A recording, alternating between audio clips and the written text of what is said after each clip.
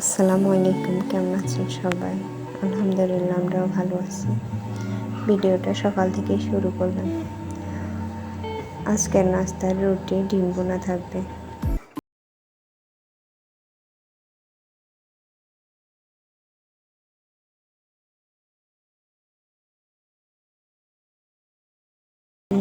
আমি ইউটিউব জগতে একদমই নতুন, ওরকম কিছুই পারি না।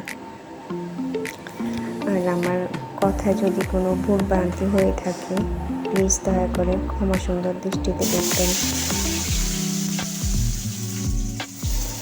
আর ভিডিওটা যদি ভালো লেগে থাকে সাবস্ক্রাইব করবেন।